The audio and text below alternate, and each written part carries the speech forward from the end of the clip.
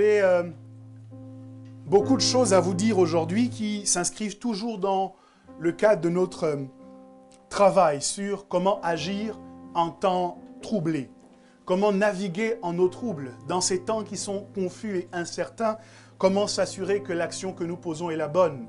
Nous en avons parlé la semaine dernière et nous en avons tiré un certain nombre de versets bibliques, un certain nombre de sujets de prière qui nous ont accompagnés tout au long de cette semaine. Je crois que vous avez été nombreux à porter ces sujets de prière devant le Seigneur et je crois de façon certaine que notre Dieu nous a d'ores et déjà exaucés. Quelqu'un me donne un bon amen. Ton amen me dérange, donne un amen plus fort. Amen. Il faut que tes voisins soient dérangés par ton amen. Il faut qu'ils sachent qu'on a fermé l'église bâtiment, mais on n'a pas fermé l'église que tu es. Alléluia. Et que là où tu te trouves, l'église se trouve également. Alors donne-moi un bon amen à la gloire de Jésus. Et nous avons donc étudié la vie d'Esther et nous avons montré comment, en regardant la vie d'Esther, on pouvait comprendre quelles sont les actions que Dieu attend de nous en ces temps qui sont troublés. Et je vous propose aujourd'hui de continuer sur cette lancée, toujours dans la même série, Agir en temps troublé. Et le thème que je donne à notre prédication de ce matin, c'est « Tout vient à point à qui sait attendre ». Tout vient à point à qui sait attendre. Nous sommes forcés d'attendre. Nous pensions qu'à la fin de cette semaine, nous sortirions du confinement, mais une nouvelle information du ministère du Premier ministre est venue cette semaine nous dire qu'en fait, nous allons devoir attendre encore un peu plus longtemps dans ces conditions pour 15 jours au moins. Qui sait? Peut-être que ça sera encore rallongé. Et donc, nous sommes obligés de ronger notre frein. Nous sommes confinés et nous devons attendre la fin de ce confinement. Mais il y a quelqu'un dans le livre d'Esther qui va nous aider à déterminer comment nous devons attendre, comment nous pouvons attendre et comment nous pouvons nous assurer que cette attente est productive. Alléluia. Je vous propose, s'il vous plaît, d'ouvrir avec moi vos Bibles dans Esther, le chapitre 3, à partir du premier verset. C'est notre texte de base pour vous parler de ce thème, « Tout vient à point à qui sait attendre ». Esther, chapitre 3, versets 1 à 4. Après ces choses, le roi Assuérus fit monter au pouvoir Aman, fils d'Amédatha l'Agagite. Il l'éleva en dignité et plaça son siège au-dessus de ceux de tous les chefs qui étaient auprès de lui. Tous les serviteurs du roi qui se tenaient à la porte du roi fléchissaient le genou et se prosternaient devant Aman, car tel était l'ordre du roi à son égard. Mais Mardochée ne fléchissait point le genou et ne se prosternait point. Et les serviteurs du roi, qui se tenaient à la porte du roi, dirent à Mardochée, « Pourquoi transgresses-tu l'ordre du roi ?» Comme ils lui répétaient chaque jour et qu'il ne les écoutait pas, ils en firent rapport à Aman pour voir si Mardochée persisterait dans sa résolution, car il leur avait dit qu'il était juif. Alléluia. Voilà pour le texte de base qui va nous permettre de travailler ce matin. L'histoire d'Esther que nous avons commencé à étudier, le livre d'Esther que je vous ai demandé de lire en intégralité, est riche d'enseignements pour qui veut agir avec efficacité en ces temps qui sont dans des temps troublés. Alléluia.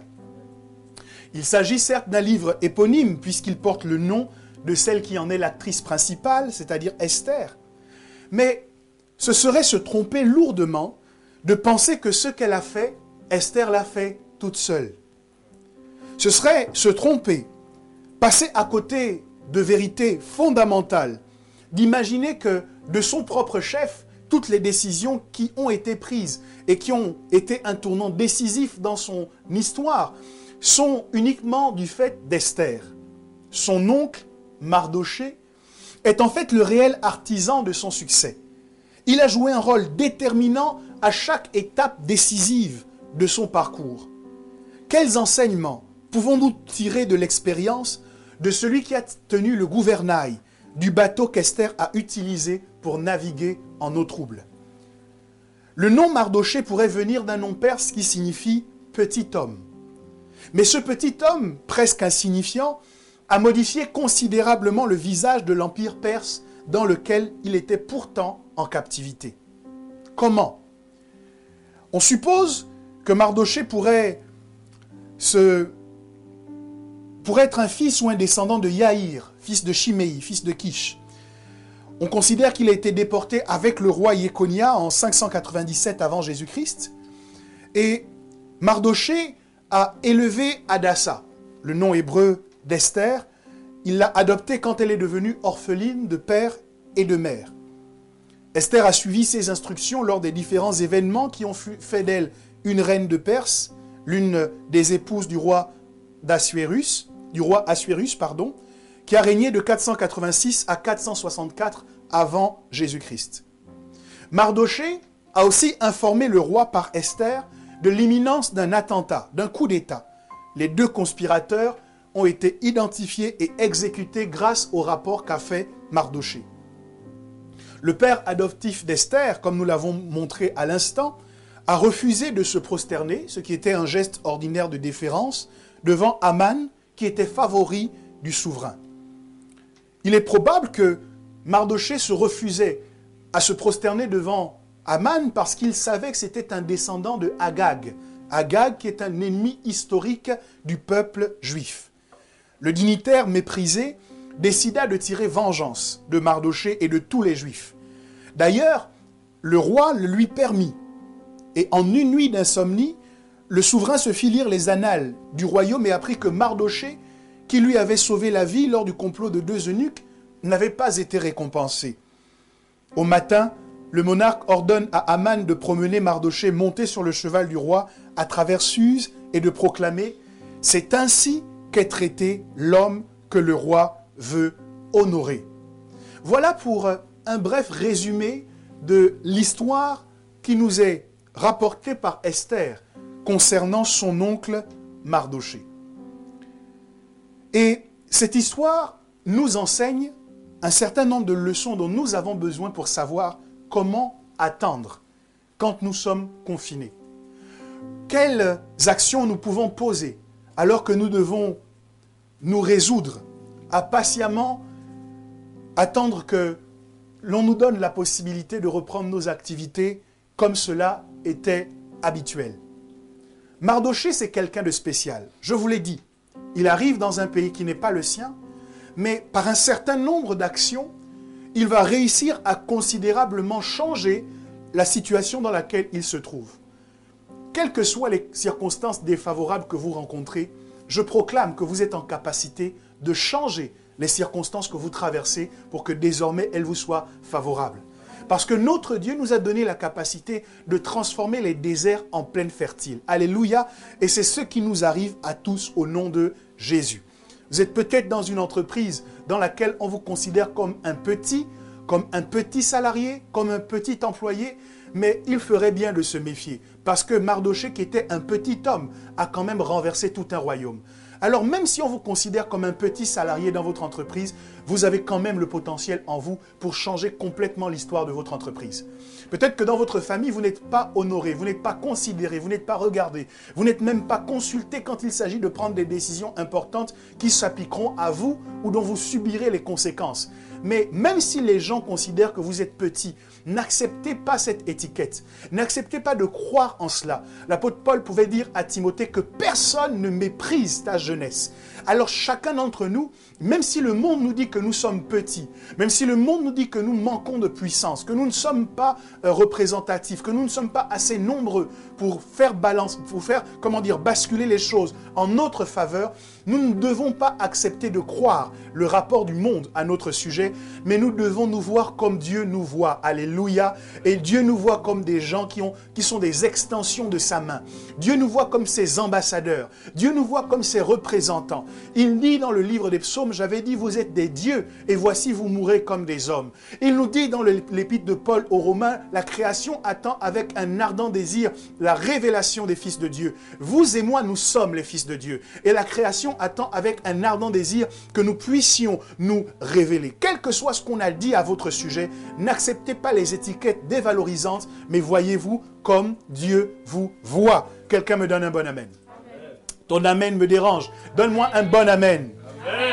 Alléluia. Alors, qu'est-ce que Mardoché a fait, lui qui était considéré comme un petit homme, pour petit à petit gravir les échelons et devenir un personnage incontournable de cet empire de Perse qui, à l'époque, est l'un, sinon le plus grand empire qui domine le monde. La première chose que j'identifie dans ce qu'on nous apprend au sujet de Mardochée, c'est que Mardochée pensait le futur. Mardochée était un planificateur. Mardochée était investi dans la préparation de l'avenir. Pourquoi je dis cela ? Parce que la première façon dont on nous présente Mardochée, la première manière dont on nous décrit Mardochée, on nous dit de lui que Mardochée avait adopté Esther, la fille de son oncle qui était décédé, et il avait éduqué Esther tout au long de sa jeunesse, tout au long de sa vie, pour l'emmener finalement à devenir reine. Ça veut dire qu'il a dû s'investir dans cette jeune fille qui aurait pu sembler négligeable par beaucoup d'autres personnes qui l'auraient regardée, mais Mardochée a su voir en Esther le potentiel de changer la situation des Juifs dans cet empire de Perse. C'est donc un homme qui a pu s'investir dans quelque chose qui au départ semblait insignifiant, mais qui au fur et à mesure est devenu incontournable. Mardochée est donc présenté à nous comme un éducateur. Et qu'est-ce qu'un éducateur, sinon quelqu'un qui prépare le futur, quelqu'un qui prépare la relève, quelqu'un qui considère que la génération suivante est aussi importante et que je dois travailler sur la génération suivante pour qu'elle puisse prendre le relais et que, à travers ses actions à elle, les choses puissent s'améliorer. C'est un malheur, mes amis, lorsque la génération qui précède ne prépare pas la génération qui va suivre. C'est un malheur lorsqu'on se réjouit uniquement d'être le seul avoir du succès et qu'on ne prépare pas suffisamment des successeurs. Il n'y a pas de succès sans successeur. Et nous devons penser aujourd'hui, alors que nous sommes confinés, nous devons penser planification. Nous devons penser avenir. Nous devons penser futur. Lorsque les choses seront rentrées dans l'ordre et qu'on te permettra à toi, mon frère, à toi, ma sœur, de sortir enfin pour repartir à tes activités habituelles. As-tu déjà réfléchi à ce que tu feras? As-tu déjà réfléchi à ce qui aura changé dans ton quotidien? As-tu déjà réfléchi à la manière désormais dont tu vas organiser ta vie? Si tu ne l'as pas encore fait, Mardochée te dit, pendant que tu es confiné, pendant que tu es comme en captivité, pense au futur, pense à l'avenir, prépare le futur, prépare l'avenir. Il y a une vidéo que je partageais sur les réseaux sociaux qui m'a bien fait rigoler, c'est Yasmine qui l'a partagée, donc je l'ai reprise sur son mur, de quelqu'un qui disait « Voilà comment ça sera lorsque j'aurai enfin la permission de revenir à l'église. » Et on voit un monsieur qui est tellement en train de rigoler, de sauter dans tous les sens, tellement il est heureux de pouvoir revenir à l'église. Alors il serre les gens, il attrape les gens avec vigueur, il y a même une personne qui le soulève, tellement il est content. Il y a des gens que je ne pourrais certes pas soulever étant donné leur poids lorsqu'on se retrouvera. Mais la joie qui doit nous habiter est certainement, nous pouvons commencer à réfléchir à quelle joie nous allons manifester lorsque nous allons enfin nous retrouver. Quel est le type de joie que nous allons manifester lorsque Dieu nous permettra de nous retrouver à nouveau dans nos locaux. Mais pas seulement par rapport à l'église. Comment est-ce que nous allons nous conduire lorsque nous allons réintégrer notre lieu de travail? Comment est-ce que nous allons fonctionner désormais avec notre vie de prière, avec notre vie de méditation? Ces temps d'attente ou ces temps de confinement nous ont forcés, comme disent certains, à revenir à l'essentiel. Mais excusez-moi, ce serait tellement dommage que nous soyons uniquement revenus à l'essentiel pendant ce court laps de temps de confinement. Imaginez, il durera combien de temps? 30 jours? 45 jours? À la fin de l'année 2020, serez-vous satisfait de pouvoir tirer des conclusions comme quoi vous n'avez été focalisé sur l'essentiel que 45 jours sur 365? Non. Je crois que si nous revenons à l'essentiel maintenant, c'est pour prendre de nouvelles résolutions, de bonnes décisions qui vont nous accompagner tout le reste de l'année. Ce confinement nous force à reprendre le temps de la prière, à reprendre le temps de la méditation. Mais pendant que nous y revenons, prenons l'habitude de conserver ces bonnes attitudes tout au long de l'année qui reste à vivre. Quelqu'un me donne un bon amen. Amen. Voyez-vous, l'éducation que Mardochée a donnée à Esther ne se limitait pas à la subsistance de cette dernière. Il ne s'agissait pas simplement de pourvoir à ce qu'elle allait manger et à comment elle allait s'habiller, mais il s'agissait pour Mardochée de lui inculquer un certain nombre de valeurs qui allaient l'accompagner tout au long de sa vie. Dans un pays étranger, Mardochée pressentait qu'à travers son investissement en elle, les choses pouvaient changer. Voyez-vous, Esther est une enfant, mais Mardochée va tout de même s'investir en elle. Ça veut dire que nous devons être capables de nous investir dans des choses qui semblent insignifiantes. Ce qui m'embête, c'est que beaucoup d'entre nous, nous essayons de récolter là où nous n'avons pas semé. Nous ne nous investissons pas dans les choses qui nous semblent insignifiantes, que personne ne voit, pour lesquelles personne ne nous acclame. Mais la règle, c'est que vous ne pourrez récolter que si vous avez pris le temps de semer. Et vous ne pourrez récolter de grandes choses que si vous avez accepté d'utiliser des petites semences de façon abondante. Ça veut dire qu'il y a des petites choses que vous pouvez faire au quotidien que vous ne devez pas négliger. C'est le fait de négliger les petites choses au quotidien qui font qu'au moment de la moisson, nous ne récoltons rien. Au contraire, si dans les petites choses que nous avons à faire chaque jour, nous nous investissons vraiment, nous nous impliquons totalement avec le désir de donner notre meilleur de façon excellente, rigoureuse, disciplinée, je peux déclarer sans utiliser mon onction prophétique que la récolte à laquelle nous serons exposés sera extrêmement glorieuse. Pourquoi? Parce que petit à petit, chaque jour après l'autre, nous avons donné notre meilleur. Il serait donc normal que la terre dans laquelle nous nous sommes investis nous rende son meilleur. Mardochée n'a pas attendu qu'Esther devienne reine pour penser à s'occuper d'elle. Et il y a malheureusement des parents comme ça, qui attendent que les enfants réussissent pour se rappeler à leurs souvenirs, qui les ont complètement abandonnés lorsqu'ils avaient besoin d'eux, lorsqu'ils avaient besoin de conseils, lorsqu'ils avaient besoin d'orientation, et qui attendent le succès de leurs enfants. On dit que l'échec est orphelin, mais le succès a beaucoup de parents, le succès a beaucoup de pères. Et donc il y a des gens qui vont se rappeler à votre souvenir seulement quand vous avez réussi. Et si je peux vous donner un conseil, ne soyez pas ce type de parents qui attend simplement le succès de leurs enfants pour se rappeler à leurs souvenirs. Mais maintenant, pendant qu'ils sont encore en formation, pendant qu'ils ne sont pas encore en train de réussir, investissez-vous en eux. C'est cela que Mardochée nous apprend. Je parle des enfants et j'y reviendrai tout à l'heure. Mais je veux parler plus précisément de tous les différents domaines dans lesquels nous pouvons être tentés de nous investir et que nous banalisons, que nous négligeons, parce que supposant à tort qu'ils ne produiront rien de bon. Non, ils ne produiront rien si vous ne vous investissez pas. Ils ne se transformeront pas en quelque chose d'efficace et d'édifiant pour vous si vous ne semez rien à l'intérieur. Dans le cadre du mariage, par exemple, l'investissement d'un homme vis-à-vis de sa femme lui reviendra ensuite comme une récolte d'affection, d'amour, de respect, de soumission. Mais si au contraire, il la prive de son amour, il la prive de sa compréhension, il la prive de communication, il ne donne pas la semence qu'il faut pour pouvoir récolter à son tour ce dont il a besoin. Et pour l'épouse, c'est exactement la même chose. Si vous privez votre époux, vous ne semez pas en lui la soumission que vous devriez lui donner.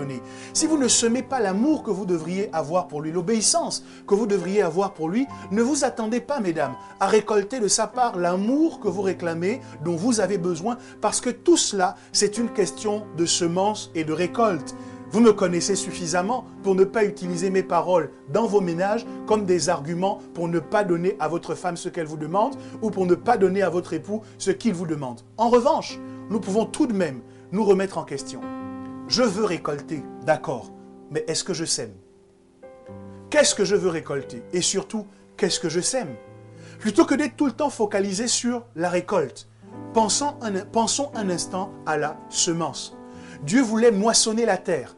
Il voulait nous récolter en tant que ses fils, en tant que ses filles. Mais avant de nous récolter comme ses fils et ses filles, Dieu a d'abord semé Jésus. Jésus est venu et Jésus est une semence excellente, une semence parfaite. Le seul qui a vécu toute sa vie sans commettre aucune faute. Dieu n'a pas semé quelque chose qui était à peu près. Dieu a semé ce qu'il avait de meilleur pour récolter chacun d'entre nous. Prenons exemple également sur lui et semons ce que nous avons de meilleur dans tous les différents domaines qui s'apparentent à des champs que Dieu nous donne, à des territoires sur lesquels nous exerçons notre autorité.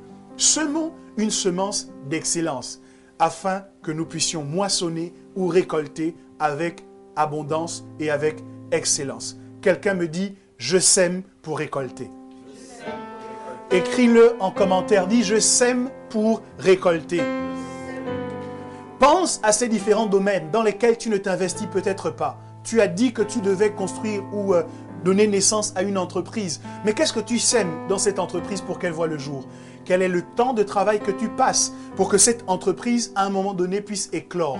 Qu'est-ce que tu fais comme sacrifice pour que les choses changent par rapport à ta situation financière? Où est la semence que tu déposes en terre pour que Dieu puisse la prendre et pour que Dieu puisse la multiplier?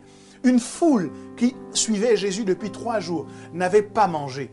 Et quand on est venu voir Jésus pour dire « renvoie-les à la ville pour qu'ils achètent de quoi manger », Jésus dit « donnez-leur vous-même à manger ». Mais même Jésus, le Fils de Dieu, celui qui avait l'onction au-delà de toute mesure, a dû tout de même demander à ses disciples ce qu'ils avaient entre leurs mains, ce qu'ils avaient à disposition pour pouvoir prier, pour qu'il y ait le miracle de la multiplication.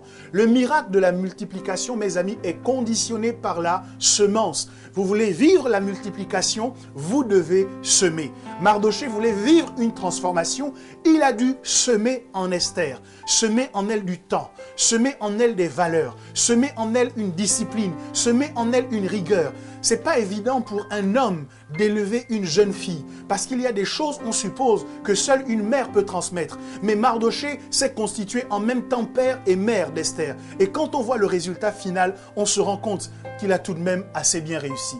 Peut-être que nous aussi, nous pouvons nous engager à semer avec excellence dans les différents domaines de notre vie. Et maintenant, je refais un focus sur l'histoire de Mardochée. Mardochée a semé en Esther. Mardochée a éduqué Esther. Et les modérateurs en faisaient mention tout à l'heure. Beaucoup de parents en ce moment sont complètement désemparés. Parce que l'école a dit « occupez-vous vous-même de vos enfants ». C'est assez drôle. Parce qu'en tant que parents, lorsque les professeurs éduquent nos enfants à l'école, on se met en colère contre eux. On voudrait qu'ils leur enseignent autre chose. On est toujours inquiet en disant « mais qu'est-ce qu'ils vont inculquer à mon enfant ?» Je lui confie mon enfant à cet enseignant, qu'est-ce qu'il va lui mettre dans la tête? On est inquiet, on prie, on jeûne, on leur fait l'onction d'huile avant qu'ils aillent à l'école. On leur fait prendre la Sainte Seine quand ils rentrent de l'école. On leur demande qu'est-ce qui s'est passé à l'école pour essayer de corriger. Aujourd'hui, nous n'avons plus besoin de corriger. Aujourd'hui, c'est nous qui sommes en front line avec les enfants. Et alors que nous nous plaignons de ce que les enseignants ne faisaient pas ce qu'ils devaient faire, nous voilà en train de nous plaindre parce que ce que les enseignants faisaient, c'est trop dur pour nous. Est-ce que vous voyez comment la situation est paradoxale? Dieu te dit, bon, tu t'es plaint de ce que les enseignants faisaient, c'est bien. Enseigne maintenant toi-même tes enfants. Et c'est là que cette situation me fait réaliser que nous sommes vraiment dans une condition bizarre. Pourquoi bizarre? Parce que dans la pensée de Dieu, l'éducation des enfants ne devait pas être laissée aux enseignants à l'école. Dans la pensée de Dieu, le fait de transmettre des connaissances et des valeurs aux enfants ne devait pas être laissé à l'appréciation des étrangers à l'extérieur.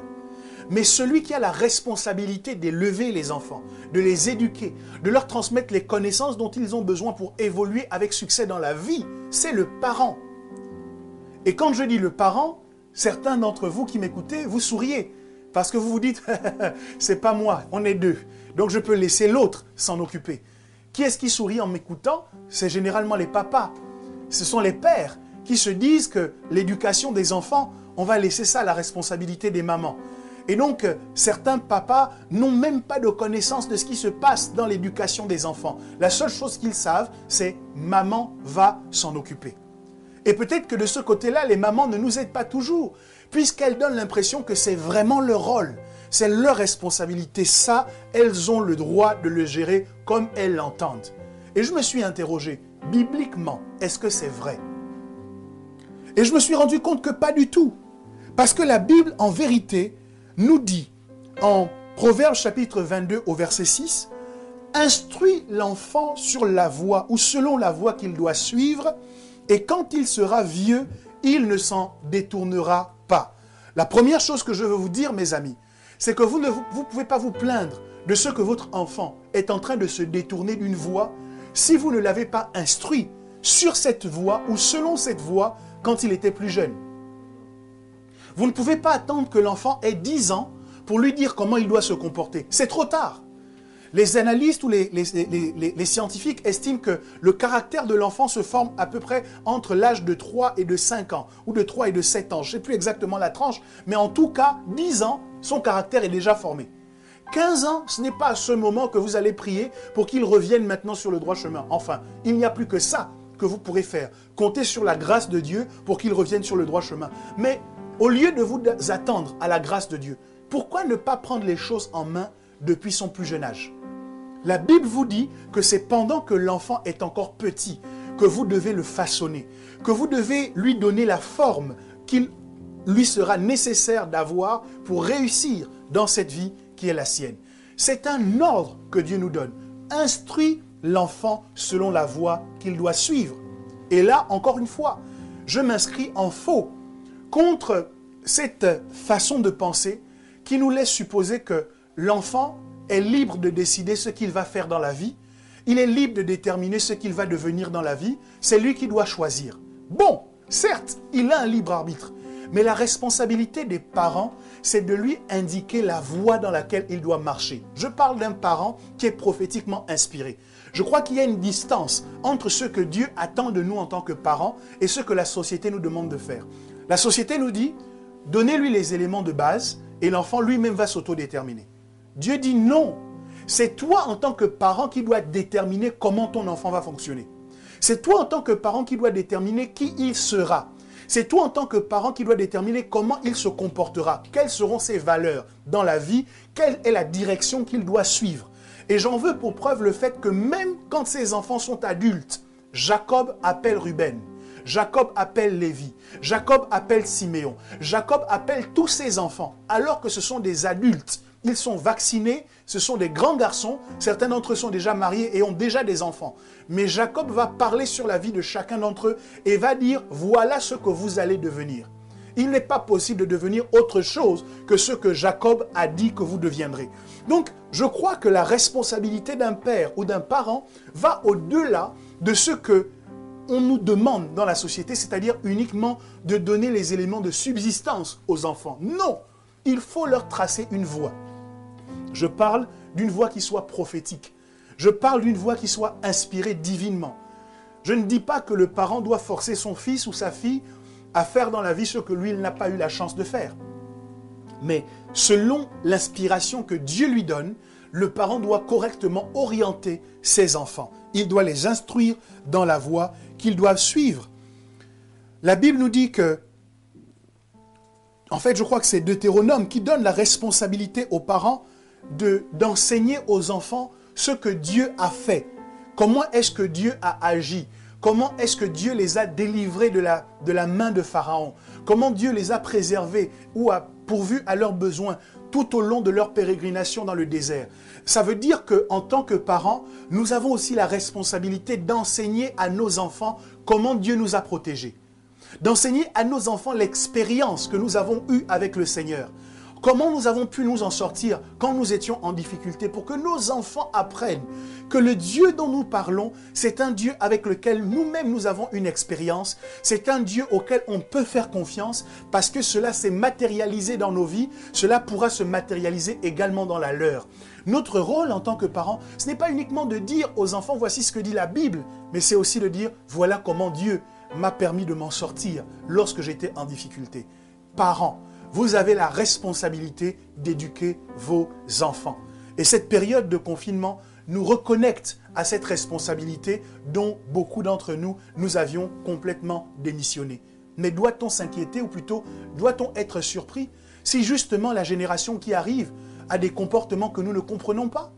Si les enfants que nous élevons commencent à avoir des attitudes bizarres, comment est-ce qu'on pourrait être surpris si en fait on a démissionné dans leur éducation? Qu'on a laissé les professeurs les éduquer, qu'on a laissé la télévision, Internet les éduquer. À un moment donné, nous devons reprendre nos responsabilités. Mardochée n'a pas laissé quelqu'un d'autre s'occuper d'Esther. Et je veux parler au père. Ce n'est pas le rôle de la mère d'éduquer les enfants. En fait, dans la pensée de Dieu, c'est le rôle du père.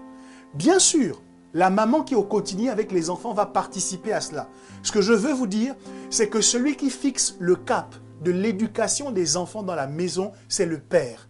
C'est le père qui doit dire quelle est la direction que l'on doit donner dans l'éducation des enfants. C'est le père qui doit dire quelles sont les valeurs sur lesquelles il faut insister. Pourquoi? Parce qu'un père à qui Dieu a parlé sait prophétiquement quel sera le destin de ses enfants. Et il va donc mettre l'accent sur tel ou sur tel aspect.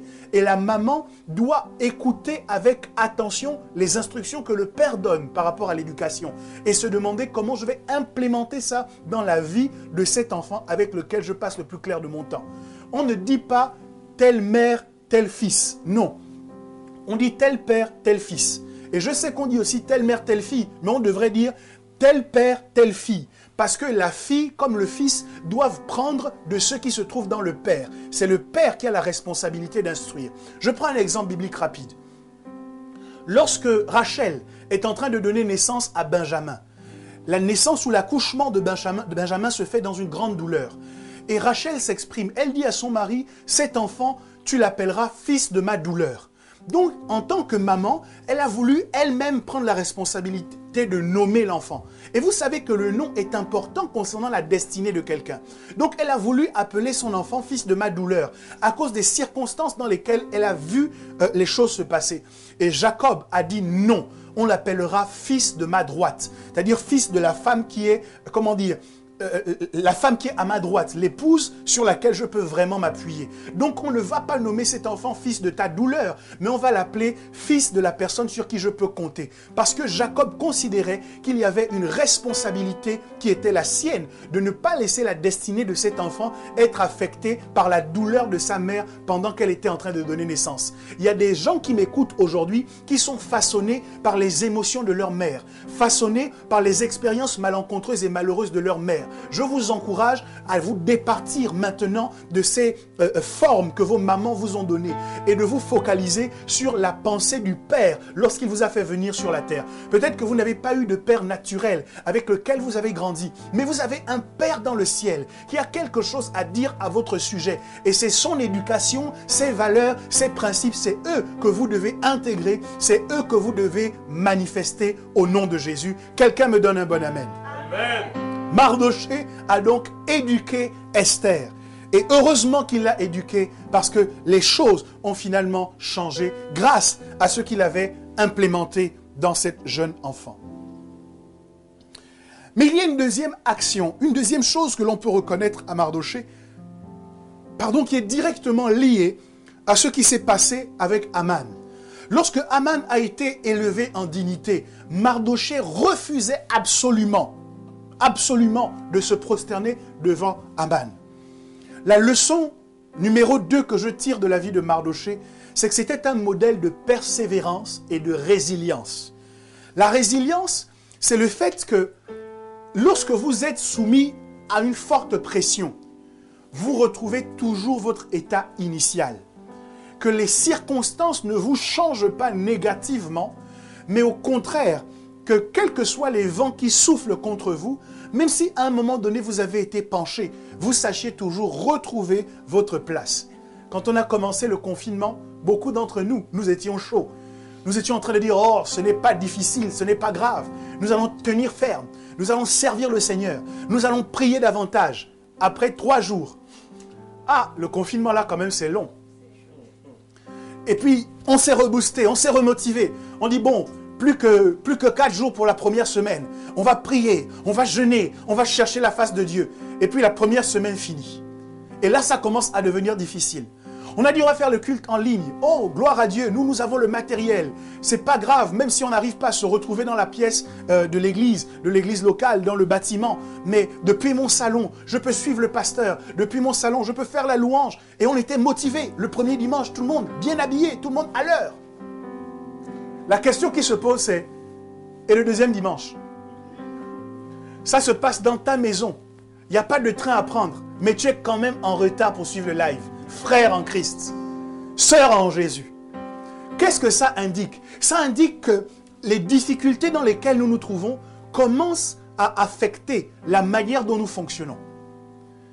Que la motivation que nous avions au début n'est plus forcément la même aujourd'hui. Et Mardoché nous dit, attention, pendant que vous attendez, n'attendez pas n'importe comment, mais attendez avec persévérance, attendez avec résilience. Ça veut dire que la motivation que vous aviez au début, vous devez l'avoir encore aujourd'hui et à tout moment, jusqu'à ce que ça termine et même au-delà. Vous devez être résilient. Quelqu'un se disait, il avait pris la bonne résolution de dire, moi, pendant ces temps de confinement, je serai toujours de bonne humeur. Je vais faciliter la tâche à tous ceux qui sont avec moi dans la même pièce, parce que ce n'est pas intéressant que chacun vienne faire souffrir les autres avec ses humeurs, ses mauvaises humeurs. Donc, je me conditionne pour être de bonne humeur. Ça a duré 2 jours. Le 3e jour, sur ton visage, il y avait un masque de colère, un masque de fatigue, un masque de découragement, un masque qui est en train de dire, mais quand est-ce qu'on sort? Je n'en peux plus. Alors, je sais que ce sont des efforts qui vous sont demandés, mais la résilience nous impose, la persévérance nous impose, dans ces temps d'attente, d'attendre en restant focalisé sur les bonnes décisions que nous avons prises. Quelqu'un me donne un bon amen. Amen. Galates chapitre 6 au verset 9 nous dit, ne nous lassons pas de faire le bien, car nous moissonnerons au temps convenable si nous ne nous relâchons pas. La moisson, mon ami, est fonction non seulement du fait que tu as commencé à bien faire, mais elle est aussi fonction du fait que tu vas continuer de bien faire. Tu étais fidèle à la prière, fidèle à l'enseignement, fidèle au culte, fidèle dans tes temps de méditation. Tu as bien commencé cette première semaine, mais la Bible te dit, il faut que tu continues dans ces bonnes résolutions. Si les décisions que tu as prises de fournir un service excellent pour le Seigneur étaient bonnes au début, elles ne sont pas moins bonnes aujourd'hui parce qu'on nous a ajouté 15 jours supplémentaires de confinement. Au contraire, c'est des tests. Le diable est en train de voir, est-ce que ta foi est forte? Est-ce que ta foi est ferme? Combien de jours faut-il pour que ta foi commence à faiblir? Combien de jours faut-il pour que ton temps de prière soit réduit? Combien de jours faut-il pour que tu n'aies plus la possibilité de jeûner comme tu le faisais quand tu étais encouragé par des frères et par des sœurs autour de toi? Mardochée a vu Aman, il a refusé de se prosterner devant lui la première fois. Une deuxième fois, il a refusé. Chaque fois qu'il était en présence d'Aman, il refusait. Et je veux encourager un homme, une femme qui m'écoute aujourd'hui, à refuser de se prosterner devant le découragement. Refuse de te prosterner devant la démotivation. Refuse de te prosterner devant l'abandon.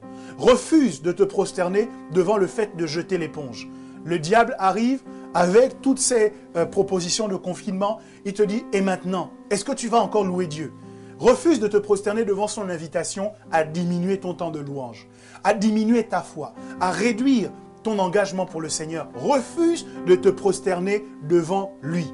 La Bible nous enseigne que les gens ont vu comment Mardochée se comportait.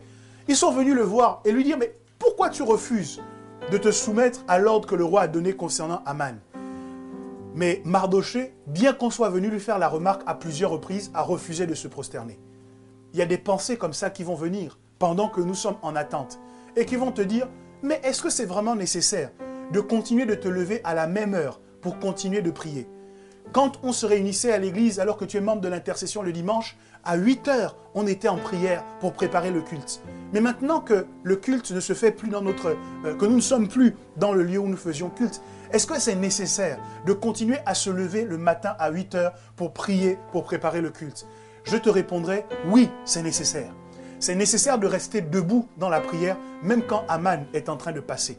C'est nécessaire de rester debout dans le jeûne, même quand Aman est en train de passer.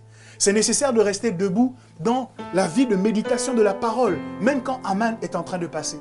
C'est nécessaire de rester debout de bonne humeur, même quand Aman est en train de passer. C'est nécessaire de rester debout en prenant soin de toi, de ce que tu portes, de la manière dont tu te maquilles, de la manière dont tu te coiffes. Ce n'est pas parce qu'il n'y a personne dans ta maison que Dieu n'est pas dans ta maison. Et ça pose une bonne question au fait. Avant, pourquoi tu t'habillais si bien? C'est quand les autres frères et sœurs ne sont plus là. Tu perds ta motivation de bien t'habiller, ça veut dire que tu t'habillais pour les frères et les sœurs. C'est quand les pasteurs ne sont plus là pour voir. Tu perds ta motivation de bien te maquiller, sœur. J'ai failli dire frère, mais les frères ne se maquillent pas. Sœur, si tu perds ta motivation de bien te maquiller comme avant, c'est qu'en fait, à l'époque, tu te maquillais pour que les autres te voient. Mais nous, en tant que croyants, qu'est-ce que nous disons? Nous disons que nous nous habillons des plus beaux vêtements que nous avons parce que nous voulons honorer Dieu. Tu ne vas plus à Noisy-le-Grand. Tu es dans ton salon, mais Dieu est là. le moment de lui rendre un culte se passe dans ta maison. Dans ces conditions, la même façon que tu avais de te préparer, ok, tu dois t'organiser pour la conserver. Et de grâce, ce n'est pas parce que tu es à la maison que tu dois mettre ton plus beau costume et avoir à tes pieds des pantoufles. Non! Tu dois t'habiller exactement comme quand tu allais prendre le train. Parce que c'est pour Dieu que tu le faisais. Quelqu'un peut-il me donner un bon amen? Amen. Mardochée est un modèle de persévérance et de résilience. Il a dit, quel que soit le temps que ça prendra, je ne me prosternerai pas devant Aman. Et je prie au nom de Jésus pour qu'aucun provider ne se prosterne devant l'abandon, devant le découragement, devant la démotivation, qu'aucun provider ne se prosterne et ne perde sa soif de Dieu et de servir Dieu pendant ces temps même difficiles. Mais comme Mardochée, nous allons rester debout. Quelqu'un dit, je reste debout. Dis avec plus de force, je reste debout. Dis avec plus de foi, je reste debout. Les temps sont difficiles, mais je reste debout. Les moments sont compliqués, mais je reste debout. Le ministre a fait son annonce, mais je reste debout. Je n'ai toujours pas la possibilité d'aller au travail, mais je reste debout. Tu ne dois pas accepter de te prosterner parce que les temps sont difficiles. Il y a quelqu'un qui a posté, vous parlez du coronavirus en disant que c'est quelque chose de grave. Mais en fait, quand on compare le coronavirus par rapport à tout ce que l'Apocalypse prophétise pour la grande tribulation, à côté de cela, le coronavirus, c'est du pipi de chat. Ce n'est rien comparé à tout ce que l'Apocalypse dit qui va arriver. Donc je pose une question. Si avec le coronavirus, tu n'arrives pas à résister, si avec le confinement, tu n'arrives pas à résister, regarde, toi au moins tu es confiné chez toi. Mardochée était captif à l'extérieur de sa maison, à l'extérieur de son pays, à l'extérieur de sa zone de confort. Mais même là-bas, il a refusé de se prosterner. L'Ecclésiaste nous dit, si tu ne peux pas tenir avec des gens qui courent à pied, comment vas-tu résister avec ceux qui sont à cheval? C'est la question qui nous est posée maintenant que ces temps sont troublés. Est-ce que nous allons persévérer dans les bonnes choses, dans les bons choix? Ou est-ce qu'au contraire, nous allons abandonner? Ce qui serait la démonstration que notre foi est faible. Ésaïe chapitre 26 au verset 3 dit la même chose mais en d'autres termes. Il dit, à celui qui est ferme dans ses sentiments, tu assures la paix. La paix parce qu'il se confie en toi.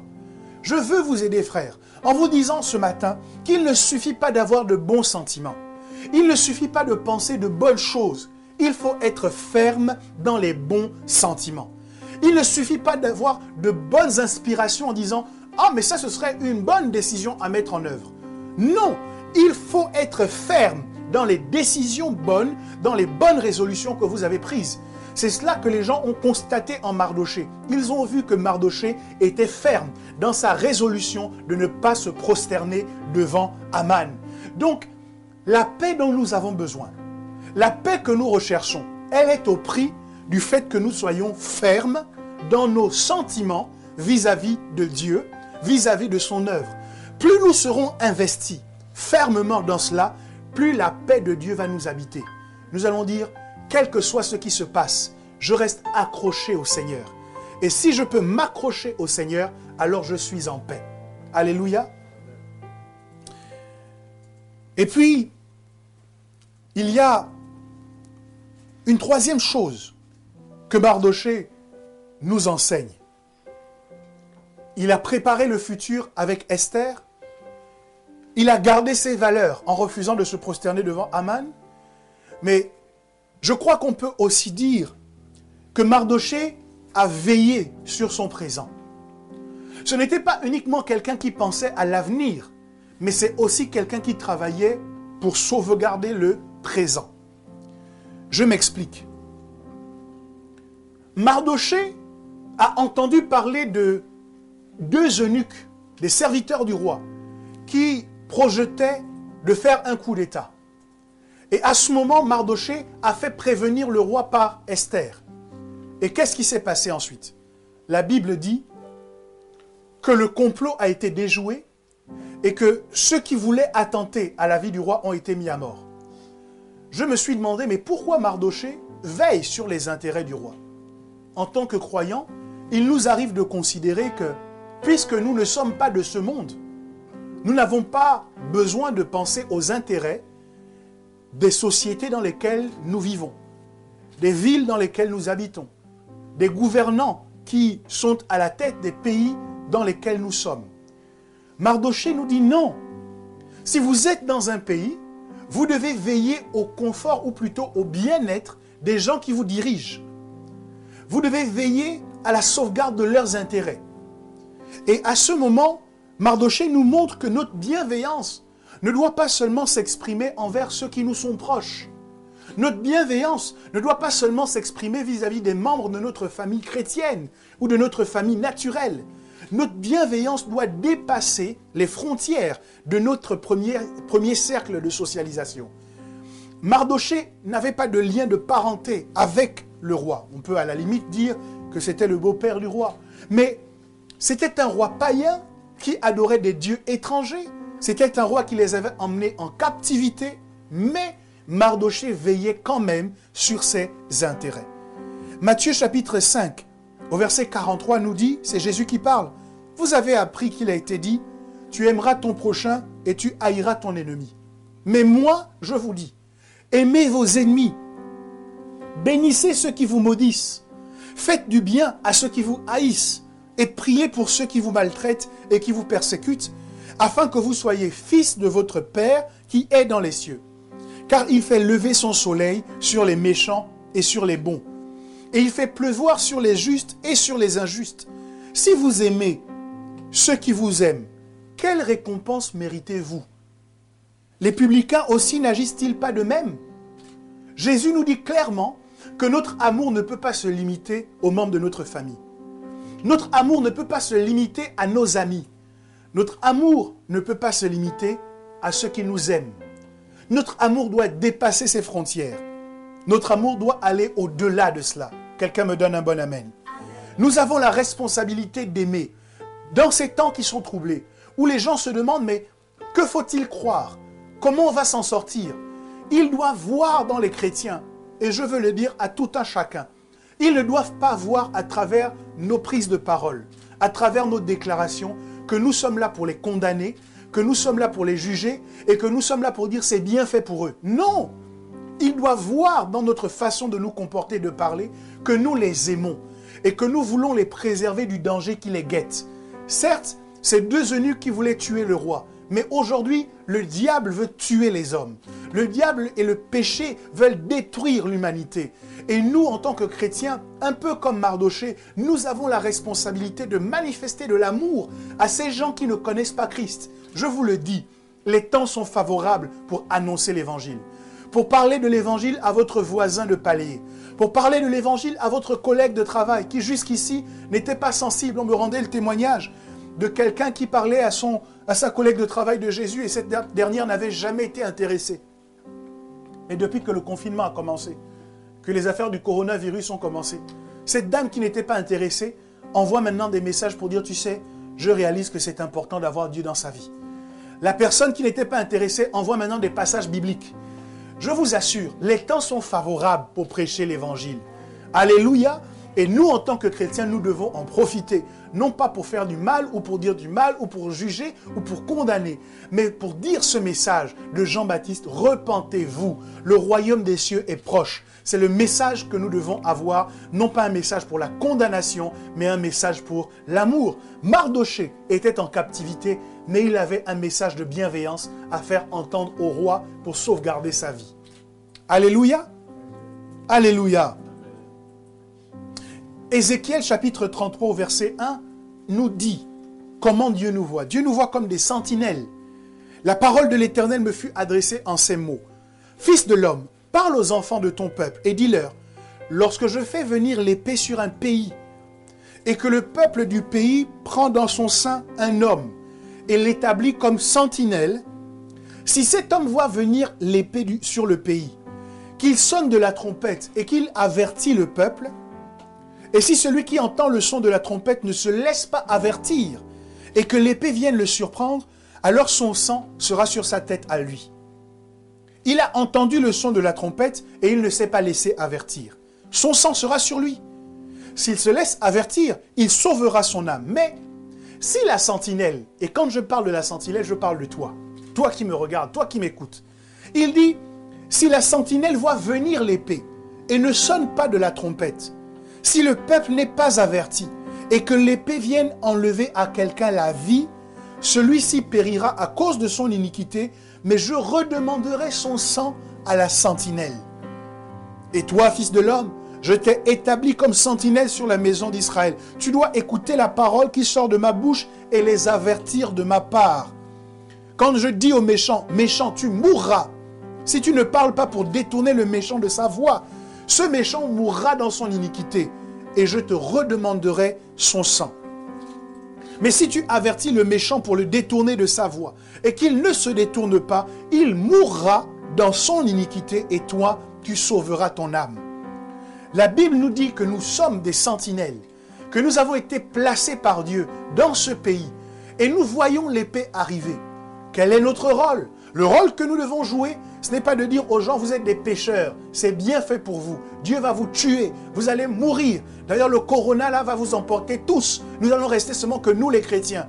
Non, ce n'est pas ce que Dieu demande à la sentinelle.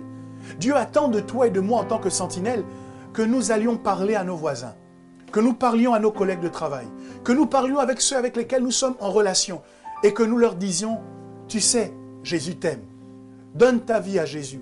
C'est parce que j'ai Jésus que cette situation ne me trouble pas, ne me fait pas peur, que je suis en paix, que je me sens en sécurité. Je te propose maintenant de donner ta vie à Jésus. Notre rôle, notre responsabilité, c'est de parler à ces gens avec amour pour leur annoncer l'évangile. Et si vous m'écoutez aujourd'hui et que vous ne connaissez pas Christ et que vous êtes intrigué, que vous vous interrogez par rapport aux circonstances que le monde traverse aujourd'hui, mon message n'est pas un message de condamnation. C'est un message d'amour. Jésus vous aime. Donnez-lui votre vie. Repentez-vous de votre mauvaise façon de vivre. Changez votre façon de vivre. Acceptez-le comme votre Seigneur et votre Sauveur personnel.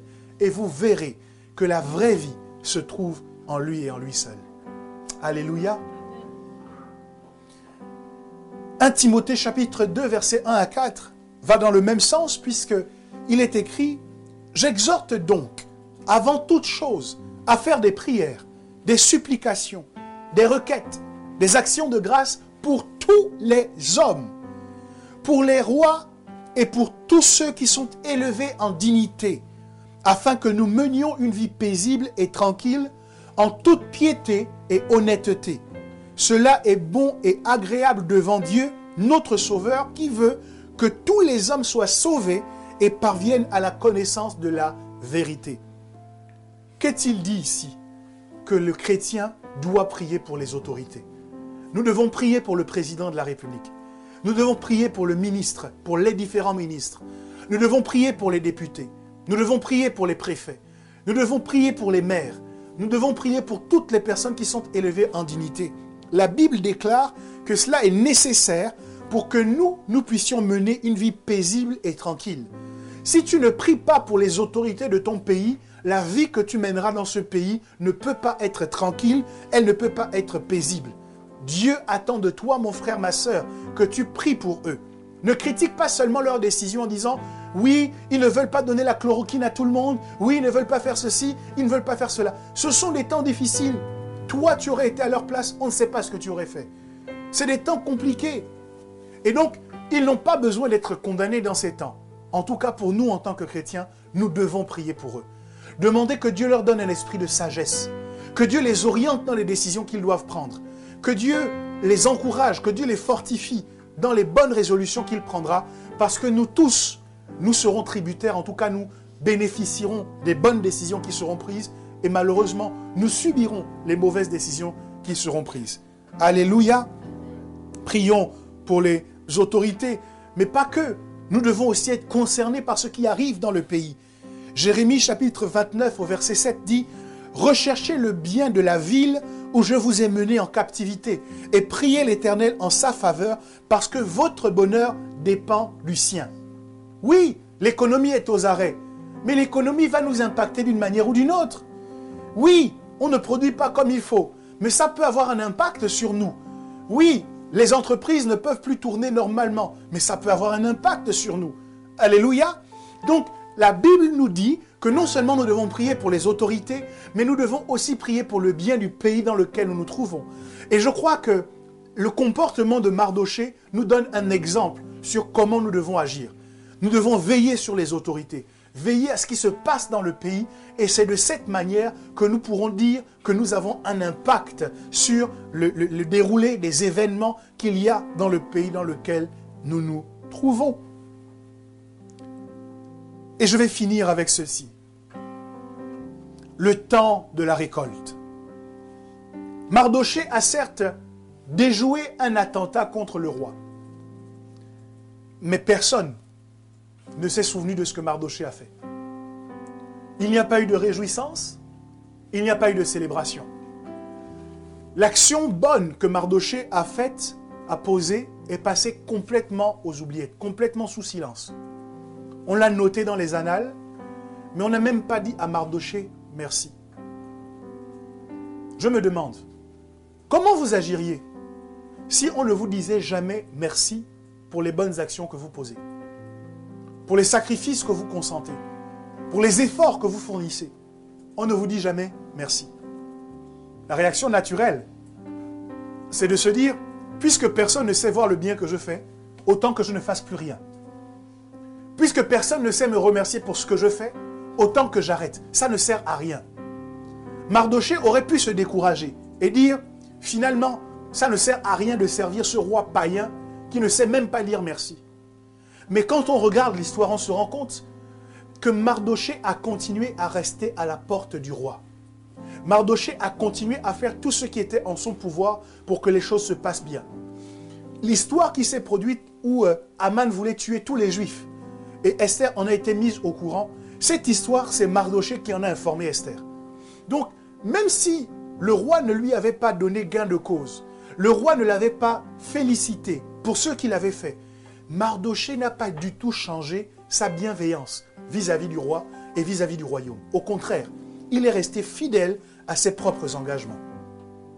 C'est encore un exemple de sa résilience et de sa persévérance à faire ce qui est bien. C'est un enseignement pour nous, à continuer de faire ce qui est bien, même quand personne ne le voit. Même quand personne ne nous félicite. Même quand personne ne nous dit « tu as bien agi ». Si vous arrêtez parce que personne ne vous complimente, alors ça veut dire que vous le faisiez pour que les gens vous complimentent.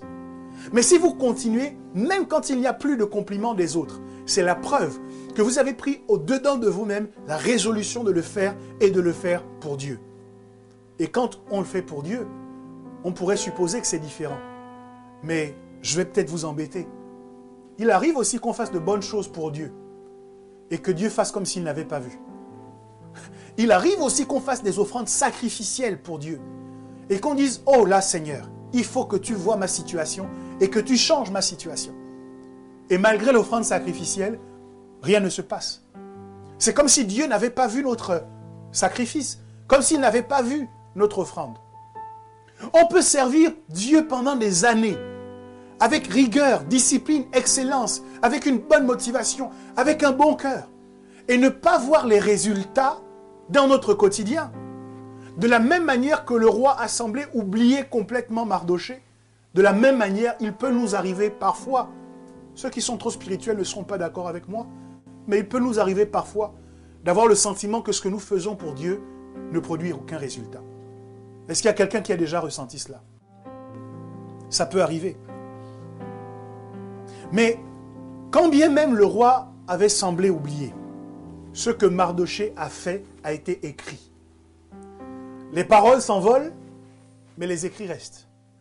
Quand bien même Dieu te donne l'impression de ne pas avoir pris en compte ce que tu as fait, il y a quelque part au ciel où ce que tu as fait est écrit, où ce que tu as fait est noté. Je crois qu'il y a dans le ciel ce qu'on appelle un livre du souvenir. C'est parce qu'il y a un livre du souvenir que le roi Ézéchias, quand on lui a dit « Donne tes ordres à ta maison, tu vas mourir », a pu dire « Oh Dieu, souviens-toi de tout ce que j'ai fait pour toi ».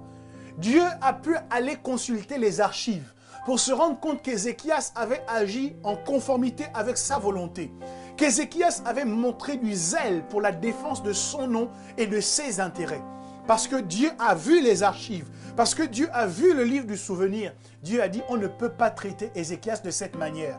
Et je veux prophétiser que dans ces temps où nous sommes en train d'attendre, tout vient à point à qui sait attendre. Si tu sais attendre et attendre bien, les annales vont être ouvertes, le livre du souvenir va être ouvert et les bonnes choses que tu as faites, ces bonnes choses seront récompensées. Je vois le temps de ta récolte arriver. Je vois le temps de ta moisson arriver. Je vois le temps de ta bénédiction arriver. Je vois le temps, je ne sais pas combien de temps tu as attendu, mais je crois que maintenant nous entrons dans une phase où Dieu veut te faire vivre pleinement les avantages qui sont liés au sacrifice que tu as consenti, au service que tu as appliqué, à tout ce que tu lui as donné. Ma Bible m'enseigne que Dieu n'est débiteur de personne. S'il y a quelque chose que tu as fait pour lui, alors le Dieu que je sers saura te le rendre avec abondance au temps convenable. Tu moissonneras. Quelqu'un peut dire avec foi, je moissonnerai.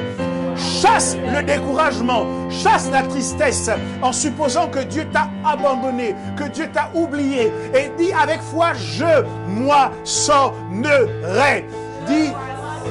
Dis à ce diable qui dit ton service n'a servi à rien. Dis-lui, je moissonnerai. Dis à ce diable qui dit ton engagement n'a servi à rien. Dis-lui, je moissonnerai. Dis à ce diable qui dit que tes offrandes n'ont servi à rien. Dis-lui, je moissonnerai. Dis à ce diable qui dit que le paiement de ta dîme que tu as fait avec fidélité pendant des années n'a servi à rien. Dis-lui, je moissonnerai. Alléluia. Mais ce que j'aime particulièrement, c'est que le Dieu que nous servons est sage. Quelqu'un me donne un bon amen. Je dis, le Dieu que nous servons est sage. Donne-moi un bon amen. Amen. Esther chapitre 6 au verset 3 nous dit, cette nuit-là, le roi ne put pas dormir. Et il se fit apporter le livre des annales, les chroniques. On les lut devant le roi. Et l'on trouva écrit ce que Mardochée avait révélé au sujet de Bigtan et de Téresh, les deux eunuques du roi, gardes du seuil, qui avaient voulu porter la main sur le roi Assuérus. Le roi dit, quelle marque de distinction et d'honneur Mardochée a-t-il reçu pour cela? Il n'a rien reçu, répondirent ceux qui servaient le roi. Pourquoi je dis que Dieu est sage? Parce que ce n'est pas au chapitre 4 que le roi a lu les annales. Ce n'est pas au chapitre 5 que le roi a demandé qu'on lui lise les annales. C'est au chapitre 6. Et vous savez ce qui se passe avant le chapitre 6? Aman, qui a constaté que Mardochée ne se prosternait pas devant lui, est rentré dans une grande colère. Il a dit, je ne vais pas seulement tuer Mardochée, mais je vais tuer tout le peuple juif auquel Mardochée appartient. Aman a fait fabriquer déjà l'échafaudage pour pouvoir pendre Mardochée. Au moment où Aman a fait toutes ses préparations et qu'il est en chemin pour venir voir le roi, c'est là que le roi demande qu'on lui lise les annales.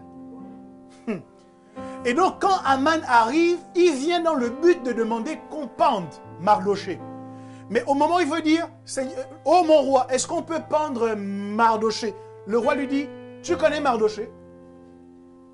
Ce gars-là, il a fait de bonnes choses pour moi. Je veux que tu t'organises pour qu'on l'honore.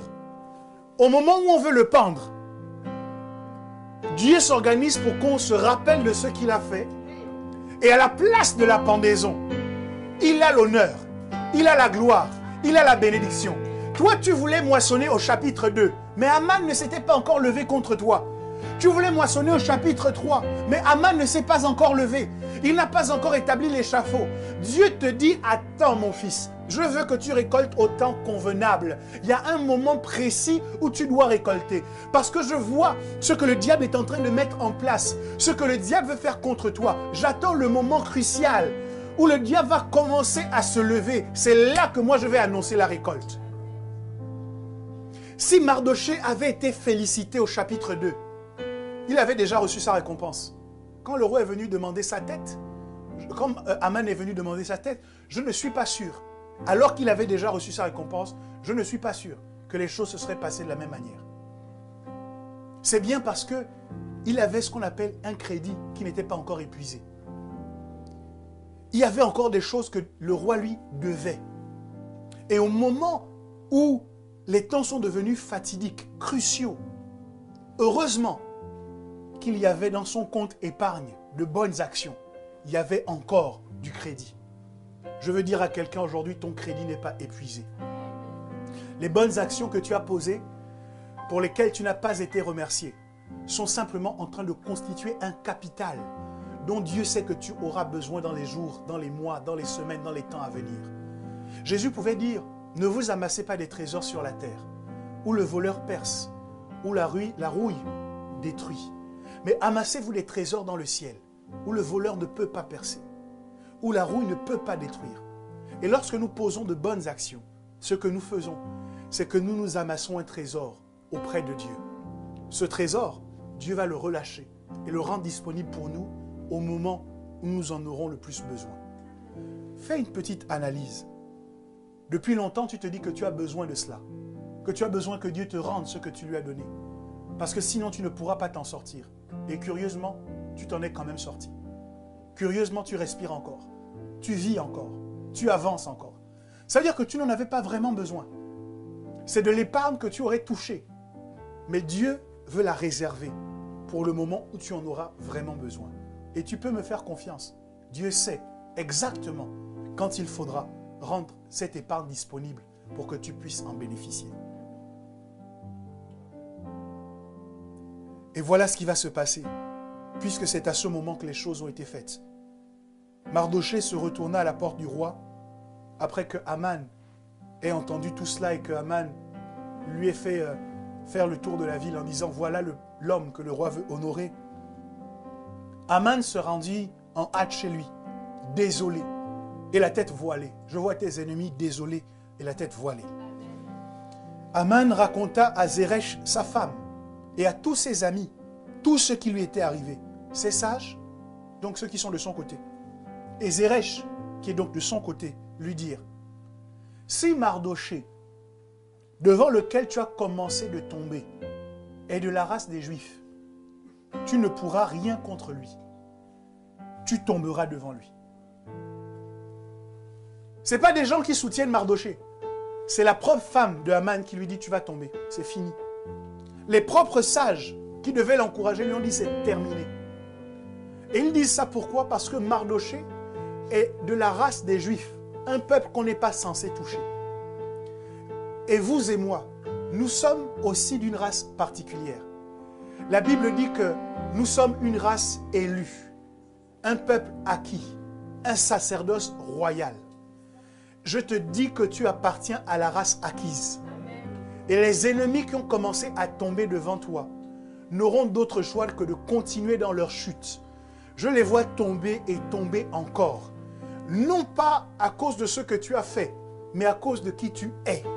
Non pas à cause des bonnes actions que tu poses, mais à cause de qui tu es.